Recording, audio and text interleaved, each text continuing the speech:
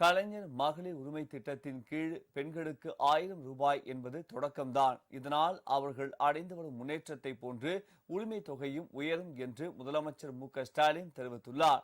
சென்னை நேரு உள் விளையாட்டு அரங்கில் நேற்று வெல்லும் தமிழ் பெண்கள் என்ற பெயரில் நடைபெற்ற நிகழ்ச்சியில் கலைஞர் உரிமை தொகை விரிவாக்க திட்டத்தை முதலமைச்சர் மு.க.ஸ்டாலின் தொடங்கி வைத்தார்.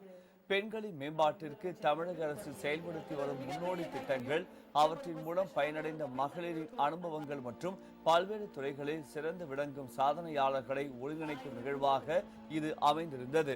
இதில் துணை முதலமைச்சர் உதயநிதி ஸ்டாலின், அமைச்சர்கள் மற்றும் திரையுலக பிரபலங்களும் பல்வேறு துறைகளில் சாதனை படைத்தவர்களும் கலந்து கொண்டனர். சிறப்பு விருந்தினர்களாக காந்தியவாதி கிருஷ்ணம்மாள் ஜெகநாதன், பாராலிம்பிக்கில் பதக்கம் வென்று சாதனை படைத்த துளசிமதி முருகேசன் ஆகியோர் பங்கேற்றனர். நிகழ்ச்சியில் பேசிய முதலமைச்சர் ஸ்டாலின், தமிழ்நாட்டில் மேலும் 14,94,339 பெண்களுக்கு மாதம் 1000 ரூபாய் உரிமை தொகை வழங்கும் திட்டம் தொடங்கி வைக்கப்பட்டுள்ளதாக கூறினார். இவர்களையும் சேர்த்து இனி மாதம் 1,60,69,831 பெண்களுக்கு 1000 ரூபாய் கிடைக்கும் என்று அவர் தெரிவித்தார். மகளிர் உரிமை திட்டத்தை மற்ற மாநிலங்களும் செயல்படுத்தி வருவதாகவும், தமிழ்நாட்டில் பெண்களின் பொருளாதாரம் மேம்பாடு அடைவதற்கு மகளிர் உரிமை தொகை திட்டம் வழிவகுத்திருப்பதாகவும் அவர் கூறினார்.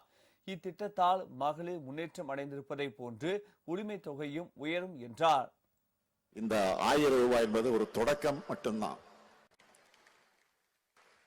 இனிமே தமிழ்நாட்டில் இருக்கிற 1,30,69,831 சகோதரிகளுக்கு 1000 ரூபாய் மாசம் மாசம் தொடர்ந்து கிடைக்கும். தலைநிமிரும் தமிழ்நாட்டில் பெண்கள் உயர்ந்து நடைபோட நிச்சயம் உரிமை தொகையும் உயரும், பெண்களுடைய உரிமையும் உயரும். உறுதியா சொல்றேன், எதிர்காலத்தில் வரலாற்று ஆசிரியர்கள் வரலாற்று எழுதும் பொழுது மகளிர் முன்னேற்றத்தினுடைய புதிய அத்தியாயத்தை ஸ்டாலினுடைய திராவிட மாடல் ஆட்சியில தொடங்குச்சுன்னு தான் எழுதுவாங்க.